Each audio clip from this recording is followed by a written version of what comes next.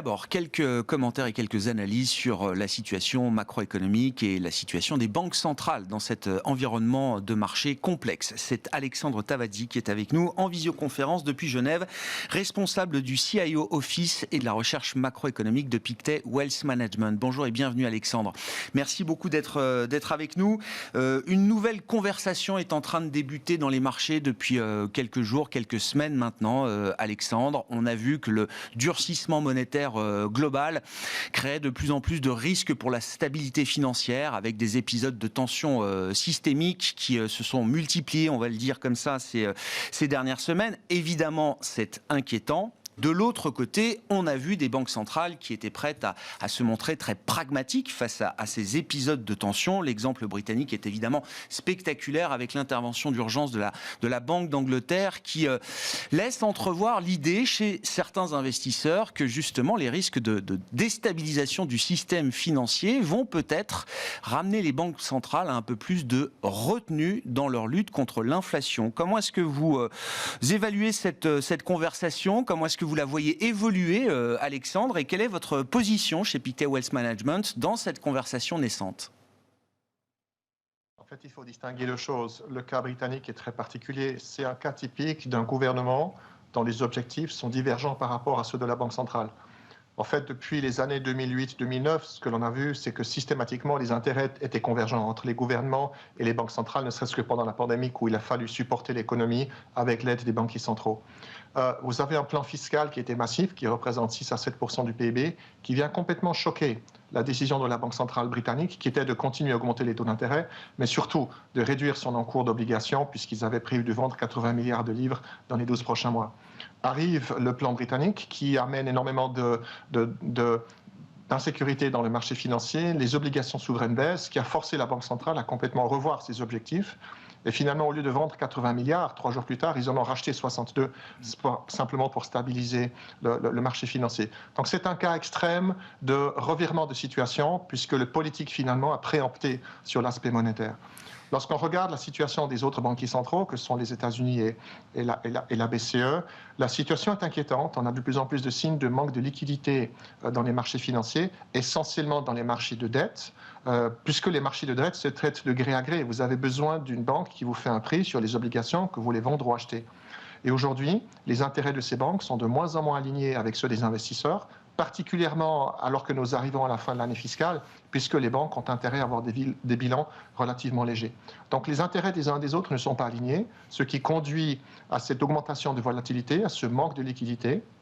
Et bien évidemment, si les banquiers centraux voyaient que cela commençait à poser un risque systémique, je n'ai aucun doute de voir les banquiers centraux intervenir dans le marché pour calmer et pour ramener un peu plus de sérénité et de liquidité. Ce sont des opérations qu'ils ont déjà effectuées par le passé, notamment au début de cette année.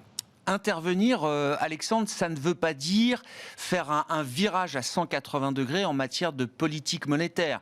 Il y a bien plusieurs casquettes au sein des banques centrales. L'idée qu'on va quand même garder un cap de la normalisation monétaire. J'entendais encore les dernières déclarations de membres de la Fed ou de membres de la BCE. La détermination reste intacte visiblement à ce stade dans l'objectif de lutter contre l'inflation, mais en même temps, on va être capable d'avoir cette casquette de pompier pour éteindre périodiquement des épisodes de tension systémique qui pourraient apparaître. Oui, c'est en fait tout le challenge de la transmission de la politique monétaire au monde financier et au monde réel. C'est-à-dire que les objectifs des banquiers centraux sont de ramener l'inflation à un niveau relativement bas, avec lequel ils seront confortables le plus rapidement possible. Dans l'idée des banquiers centraux, ça voulait dire essentiellement choquer l'économie relativement rapidement, à court terme, pour obtenir les résultats qu'ils avaient envie de retrouver, pour pouvoir se repermettre à nouveau rapidement en 2023 de passer à quelque chose de différent.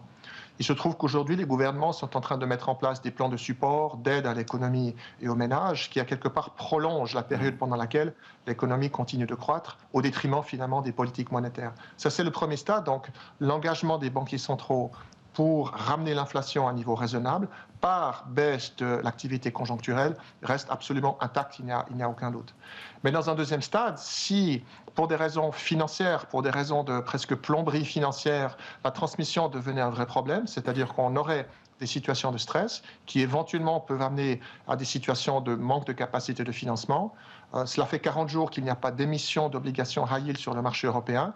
Il devient du devoir de la Banque centrale d'adresser ce point-là, ne serait-ce que pour s'assurer que l'économie, le financement des entreprises peut continuer à fonctionner de façon normale et qu'on ne tombe pas dans une situation de finalement sur-ralentissement, sur-impact de la politique monétaire pour des raisons de fonctionnement du secteur financier. D'ailleurs, de ce point de vue-là, la Banque centrale européenne a plutôt été assez visionnaire, on peut le dire peut-être, Alexandre. Alors, avec l'expérience du passé, la BCE a appris effectivement que le risque de fragmentation en zone euro était un risque dont il fallait s'occuper. Et dès le mois de juillet, la Banque centrale européenne a mis sur pied un instrument qui n'a pas été utilisé, qui s'appelle le TPI, qui vise justement à garantir la bonne transmission de la politique monétaire. Le sujet était passé un peu inaperçu d'une certaine manière cet été, mais il prend toute sa dimension aujourd'hui dans ce contexte de tension systémique.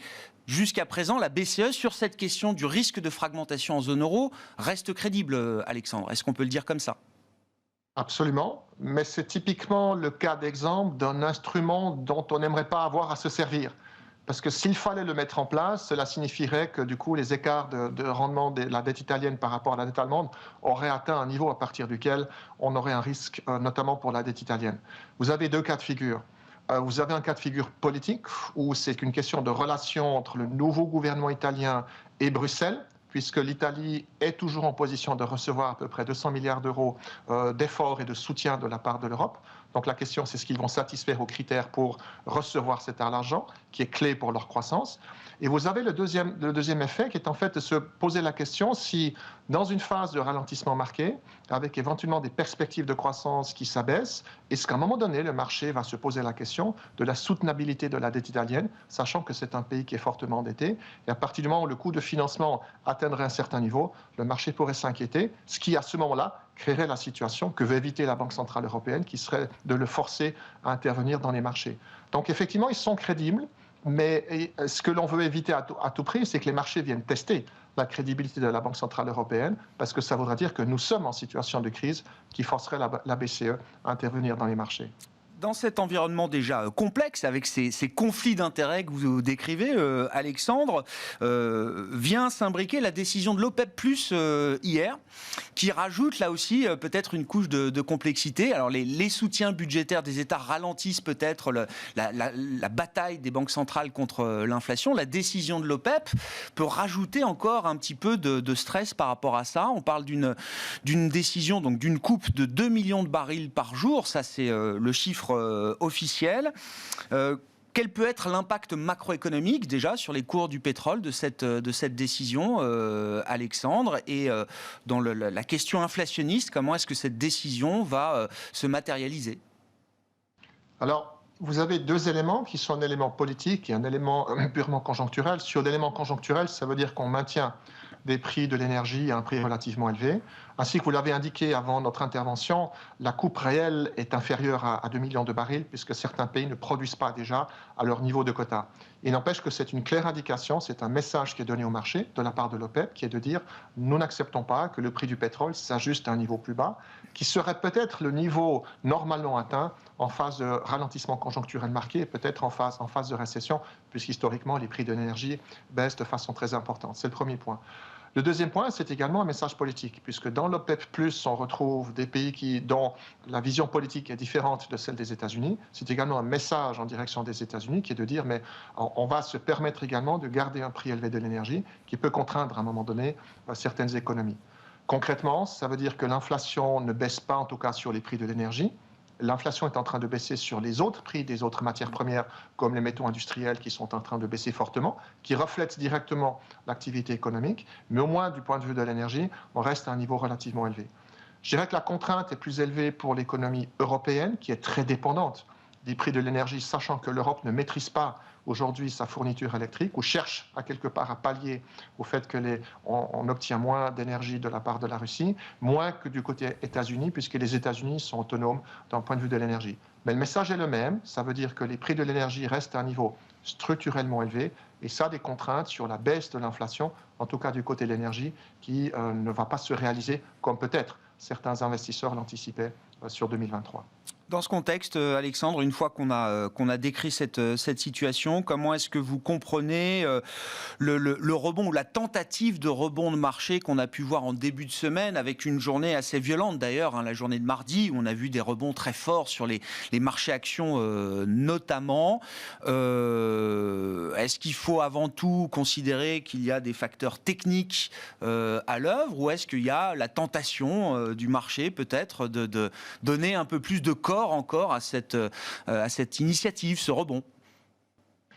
Vous avez une double combinaison d'éléments techniques. L'élément technique, c'est qu'après un mois de décembre qui était particulièrement compliqué pour les investisseurs, le positionnement des investisseurs était très défensif. Concrètement, on avait relativement peu d'investisseurs qui restaient investis dans les marchés des actions, notamment du côté des investisseurs systématiques qui étaient plus ou moins sortis. Donc à partir de là, vous avez besoin d'un catalyseur pour permettre au marché de remonter dans un environnement où les vendeurs avaient déjà finalement opéré leurs opérations de vente. Ce catalyseur, ça a été des nouvelles moins bonnes que prévues sur le marché du travail aux États-Unis. Et ça démontre bien l'ironie de la situation actuelle des marchés, qui est de dire une mauvaise nouvelle économique est une bonne nouvelle pour les marchés financiers. Parce qu'une mauvaise nouvelle économique implique éventuellement, ou permet d'anticiper que du côté des banques centrales, eh bien, le cycle de resserrement sera moins fort que prévu. Et l'impact a été double. C'était une baisse très marquée des taux d'intérêt à long terme sur la dette américaine. On a baissé de 10 ou 20 points de base très rapidement. Donc on s'est dit finalement la Réserve fédérale ne devra pas resserrer autant que ce qui avait été prévu. Et ça a un impact mécanique sur les valorisations des marchés, puisque ça permet aux valorisations de s'élargir. Mais soyons clairs, c'est un mouvement de court terme dans une phase plus longue où les marchés doivent toujours intégrer non seulement le ralentissement économique, mais également la baisse des bénéfices des entreprises cotées, qui est le résultante logique de cette baisse de l'activité économique. Merci beaucoup Alexandre, merci pour cet éclairage macro et cet éclairage de marché. Alexandre Tavasi, responsable du CIO Office et de la recherche macroéconomique chez Pictet Wealth Management, avec nous en visioconférence depuis Genève.